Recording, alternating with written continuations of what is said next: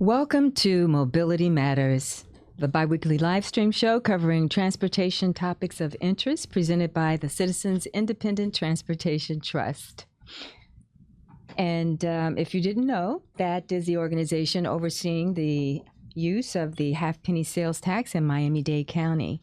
Thank you for joining us this morning. I'm Cheryl Mizell, CITT Ambassador Program Coordinator, and today for your regular host, Javier Betancourt. He's the Executive Director of the Citizens Independent Transportation Trust.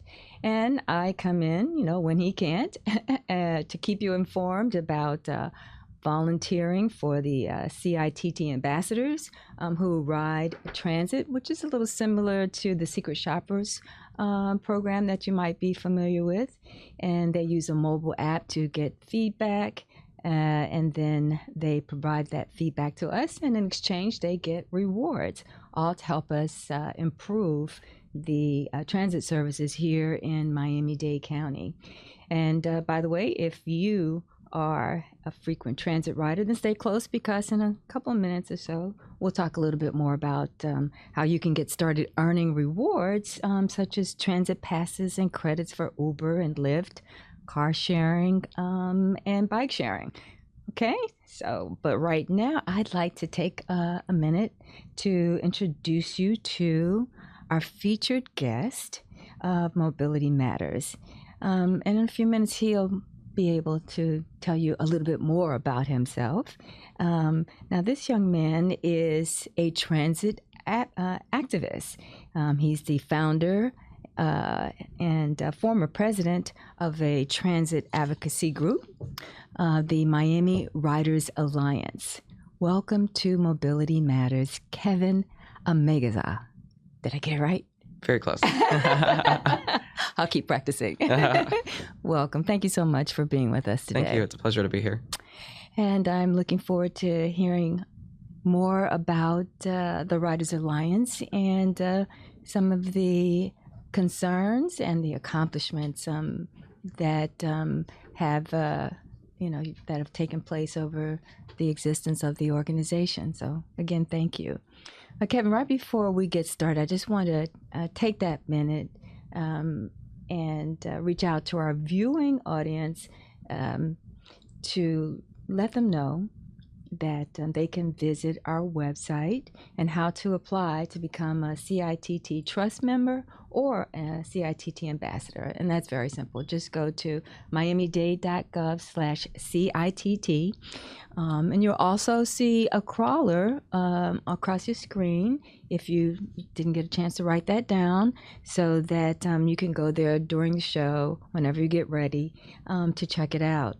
And as I mentioned, if you know someone who's a frequent transit rider who likes to give feedback and receive rewards, then you can also take a picture of that QR code that you see on the screen, and it'll take you directly to the homepage where you'll see an application where you can apply to become a CITT ambassador. With that, we'll turn to Kevin, and let's hear all about your journey, your background. Let's start with your background, and then we'll talk about the journey of the Miami Riders Alliance. Thanks, and thanks for having me on the show. My name is Kevin Amézaga. I'm born and raised here in Miami, grew up in Kendall for my entire life, an NFIU alumnus. Really loved Miami, and as I was growing up, when I was in high school, my mom actually dropped me off at the Perez Art Museum in freshman year of high school, and I was with my friends. We took the Metro Mover to Bayside, and I told my mom, and I was like, can I just take the Metro Rail home? She was like, well, I would pick you up from Dadeland North. And so my friend and I went to Bayside and had a great time and walked around downtown for the first time that I had done it, because I pretty much spent my entire life in Kendall. And be grown up, yeah, right? Be grown up, take Metro Rail like a big city boy. And I took Metro Rail to Dadeland North, which is the closest stop to my house, and my mom picked us up at the station. And when I got home, I sort of started doing a little bit of research and finding out, why doesn't this go closer to my house? Why can't I take it home? And why can't I take a bus home or whatever to connect to it? And I stumbled upon the Smart Plan, which had just been rebranded at the time. This was about 2016. And I saw all these great plans to put Metro Rail down Kendall Drive and through all these other corridors as well, and started reading through the history of constructing Metro Rail and all of the broken promises since then. And I realized that nobody was really getting involved in expanding the system from the community side. A lot of it was just studies being done by transportation professionals, staff, all of that. So I felt like there really needed to be a voice in the community to expand the system, expand active mobility things like bike lanes and bike share and scooter share and all of that as well. But it was really just growing up in the suburbs and not having access to the independence that transit provides a lot of different youth in different cities to fight for that in my community. Yeah, that was a lot to take on, and so this was like over the course of how much time? I mean, from the time you started, like you started exploring the alternatives to full activist. What was the course of time? So, I got more active on Twitter at the time and started following a lot of the people that were talking about local politics, reporters, journalists, and the like. And still in high school, though. Still in high school. And the next year, I even got involved in nonprofits. I started actually working for Neighbors for Neighbors, which is an organization that connects those in help, or those in need with those who can help. And I was their IT specialist. I work in IT. Oh, okay. And I learned a lot from that organization and how to sort of build a nonprofit, build the connections with community members. And shout out to Katie Marr, who is a fantastic executive director of that organization. If I remember, they started with Andrew. They did. Hurricane Andrew. I was still in radio those days, and I remember and I can't recall the woman who was at the heart of it, but it's amazing that it's still around and still doing good. Yeah, it is. They're doing a great job in the community, and I learned a lot from them. And I made a lot of those connections that I needed to sort of get more involved in local politics. And I was about 17 or 18, creating a nonprofit, like actually getting 501c3 and 501c4 designations to actually lobby the government. And we did. We worked with a lot of local politicians to even sometimes impact legislation. For example, there was legislation that was going to be passed that would have changed county policy to not allow vehicular access to metropolitan parks in Miami-Dade County because of some issues with cut-through traffic of some neighborhoods. The issue is state law also classifies a bicycle as a vehicle. So we needed to get that legislation amended to actually specifically say automotive traffic. And things like that.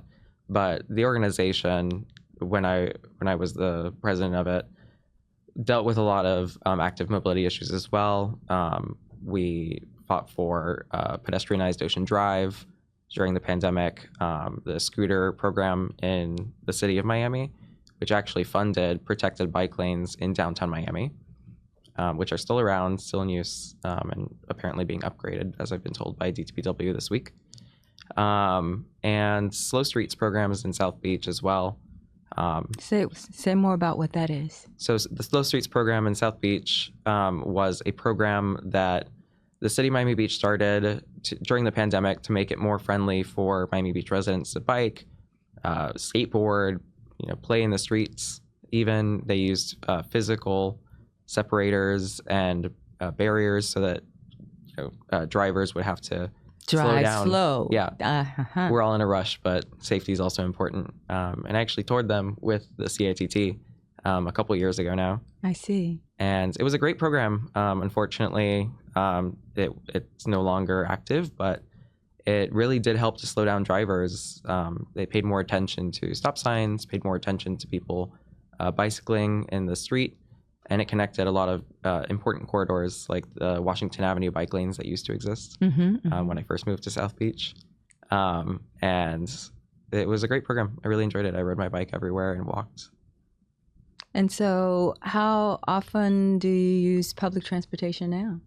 I use it probably about a few times a week. I live downtown in downtown Miami now. Okay.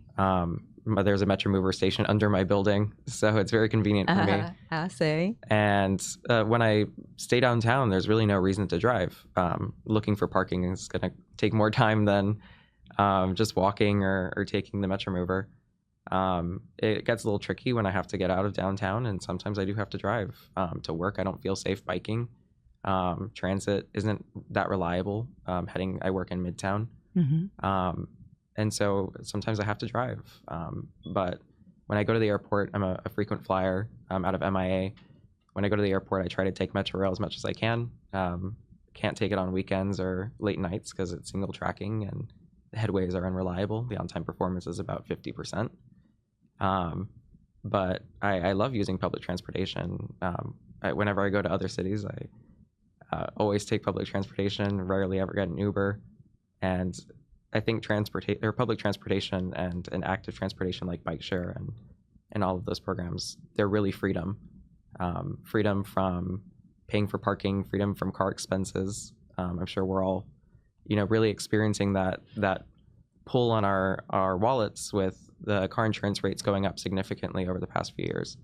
A transit pass hasn't, Good point. So I think that cars are really a drain on a lot of us, and improving public transportation, especially for those who aren't as fortunate among us, is really important and should be a very important priority for any politician right now. So when you go to other cities, what are some of the features or operations that are in place there that you wish were here? In a lot of cities, a lot of American transit right now is going through a financial crisis. A lot of cities. And when I go to a city and I ride transit, there are a few things that I look out for. That's things like coverage. So how close are the nearest metro stations, like rapid transit stations, to where I need to go, and within the core of the city as well. So in places like Houston, which you wouldn't think are actually that great for public transportation, actually have really great coverage. And their services pretty frequent on a lot of their bus routes and their light rail routes, and they're and reliable. So they actually come. The ghost buses there that don't show up aren't a problem. Same with places like New York, which has their subway, and it's fast, frequent, and reliable generally. Their on-time performance is somewhere in the 80s. And there's places like Washington, D.C. It has great coverage. Their bus routes are frequent, rapid, and when there's an issue, they communicate it out to their patrons. And it's sort of a recent development for them. It hasn't always been that way. But when transit management actually values its riders, those are the type of things that you can look out for. My experience in Miami-Dade Transit, when I try to ride the bus, I live downtown. I frequent South Beach a lot. I have a lot of friends over there. I like going out to the restaurants and bars and stuff like that. And I'd rather not drive. And on paper, it looks like there are a lot of really great routes that go to Miami Beach from downtown. The 20, the 100. And I've been burned several times trying to go to Miami Beach. I've gotten stuck waiting for the bus for 40 minutes. I've had several buses pass me because they're full. Gotcha. And the 100 is the highest ridership route on Miami-Dade Transit. And we're still not running articulated buses on them, so we don't have the capacity on that route. And then sometimes the headways are just very unreliable. So it just deters me from making that choice to ride the bus, which I have no issue with. I love riding the bus. $2, that's cheaper than the cheapest parking in Miami Beach. It's about the same amount of time. It's going on the same causeway. But just not knowing whether I can get there on time or not really makes it not an option most of the time. Sure. And I end up either driving, taking an Uber, which has gotten a lot more expensive over the past couple of years. And it makes me feel like I have to have a car. So now I have car payments and I have car insurance and gas, and any maintenance. And I've had terrible luck with cars. So it's something that I feel like as a young professional, with rent going up and wages in Miami sort of stagnating. I'm a professional and I'm paid well, and it still feels like it's hard to thrive here in Miami with all of these cost of living things, especially transportation, which eats up a lot of my budget. Yeah, you mentioned you're IT and Yes. IT engineer. What's that like? It's great. I love IT engineering. I'm an IT engineer right now for OpenStore. It's a Miami-based startup. We work in e-commerce, and I love it. I love IT engineering so much. My father is actually an IT engineer as well. Oh, wow. So I guess it's the family trade. And I really love it. I like dealing with computers. I like security as well, like cybersecurity. And it's fun. And there's not much of it in Miami. But when you can find a role, it's great. So when with Miami Writers Alliance, having been a founder and the president, what are you most proud of in terms of the things that you got done as part of that group? It's tough to think about sometimes. That's the reason why we don't really do a lot of the activism anymore. Is a lot of the policies that we fought for actually got reversed. Reversed? They did. So a lot of the things that we got done, especially during the pandemic, we got a pedestrianized Ocean Drive. We got Washington Avenue bike lanes, the Slow Streets program in Miami Beach, protected bike lanes in downtown Miami, funded by the scooter program, which no longer exists. They sort of took their money and ran, which is great. Now we have bike lanes, but we don't have the scooters to fund them anymore, so we can't expand the network. And it's, it's sad. But I'm happy that we had those things as a short time that we did, and we saw that they worked. So we know that the whole idea that Miamians, it's too hot to bike, this is a driving city, we know that that's not true. We know that when people are given options, and safe options at that, they will choose them. And when you build it, the people will come. The same as any highway project, and the reason why, even though we improve every interchange, we still get congested over and over again. But this is the type of induced demand that we actually want. We want people to switch from driving when they don't have to using these programs or these options, bike share, biking, walking, and driving if you need to as well. And we fought for a lot of things. We fought against the metro, not the Metro Mover, the monorail to South Beach. We want Metro Mover. We want an interconnected system that doesn't drive up the costs so that we can get more transit for more dollars. I see.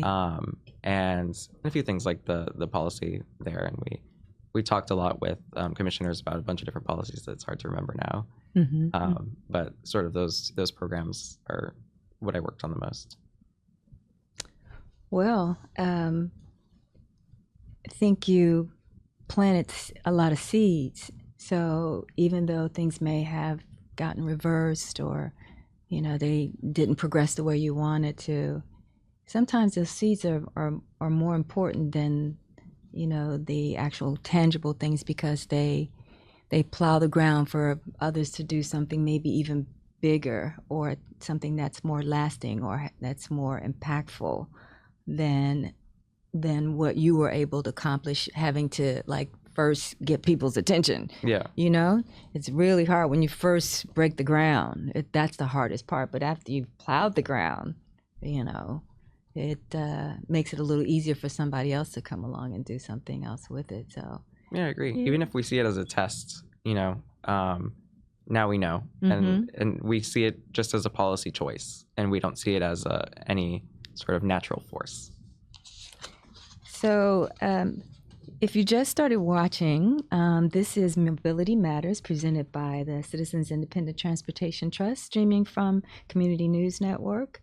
You can follow us on social media at Go CITT on X, or Transportation Trust, or and you can use the hashtag CITT Ambassador to see what the ambassadors are doing. And of course, we want you to like us. I'm Cheryl Mizell, your host and CITT Ambassador Program Coordinator, and my guest is Kevin Amézaga. Did I get a little closer? Closer. Yeah. Got a B+ this time, maybe? Yeah. And he's a transit activist, formerly the president of the Miami Riders Alliance, which is an advocacy group. Kevin, I was wondering, I'm thinking about those years. You did all this while you were still in high school. What can you say to young people who might be listening or be just curious about, how to take on a cause and, how to get, get things done, get change, how to work with government and elected officials, or, people who are in other nonprofits to get those things done? What was the key? I mean, that was a major accomplishment, the things you got done, as a student in high school. I would say speak up. Nobody's talking. And if you're a loud voice, you're going to be heard, especially in Miami. People sort of accept that things are going to be the way that they are here, and it's not the case. And I was somebody who didn't accept that. I wanted better for the city that I grew up in, and I love Miami and I love its people, and I wanted to improve it. I knew that it could be improved because I've seen what we do when we care. We built Metro Rail. We built Metro Mover.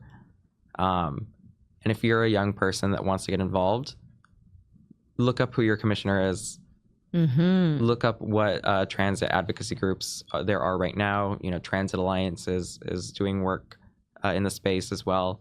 Meet with them, talk to them, get educated about what is going on, what projects have already happened and what's happened in the past and what didn't work. And that way you can be a more informed citizen. We don't have enough of those. We need them. We need more young people to care. And it's funny because when I was doing all of this work and all of my peers were like, that's so true.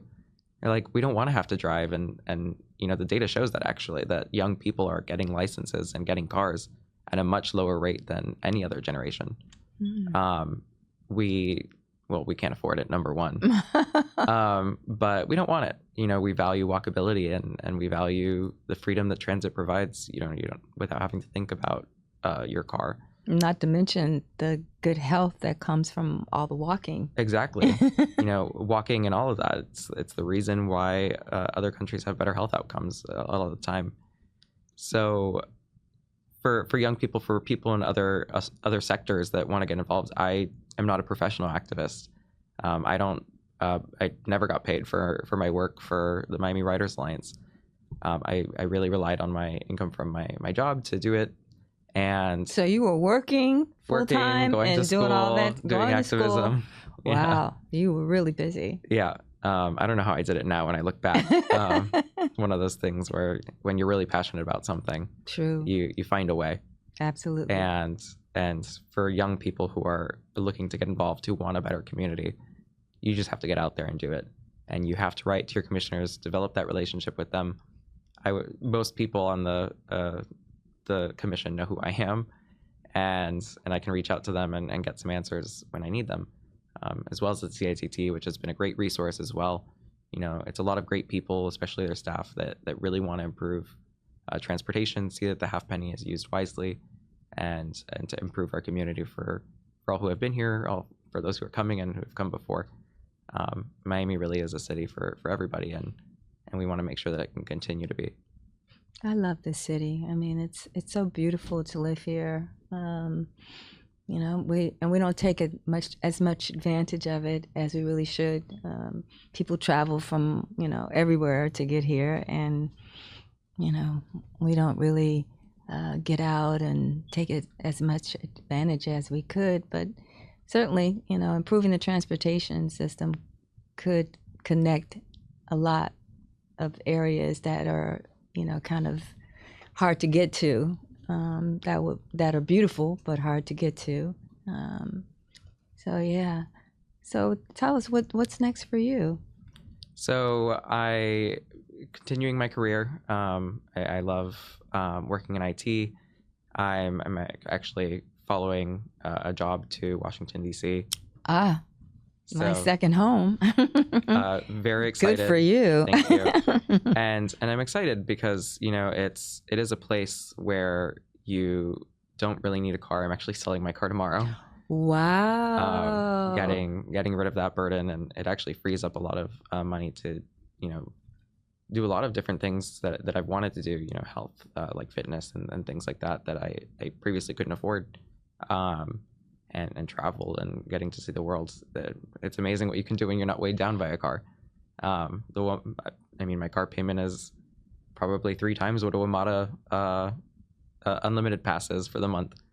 So I'm excited. I'm really excited to walk a lot more and take public transportation and bike, and be in a place that values all of those things.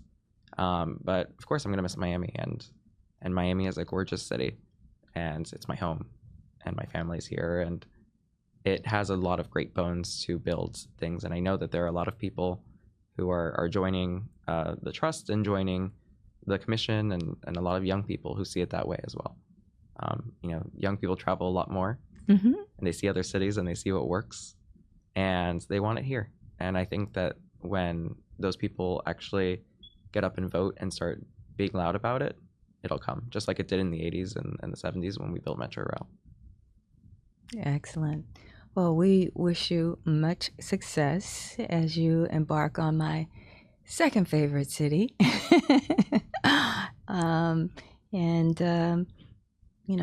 Hopefully, maybe things get a little further down the line. You decide to come back. Maybe you'll see some of those improvements that you've been wanting to see, and will make Miami the city that it can be. I would love that. Yeah, well, we thank you so much for coming on this morning and giving us some insight as to what the Miami Alliance was all about, and the role that you played, and some of the things that got accomplished, and some things we can look forward to. Thank you. And thank you to our listeners for joining us today. If you missed any part of the show and would like to see it, you can watch from the beginning. Just check back for the links on our our Facebook page for the full video. And a special guest, Kevin Amézaga. I'm getting there. Someone who's had that Z in the last name just always throws people off, even when it's even.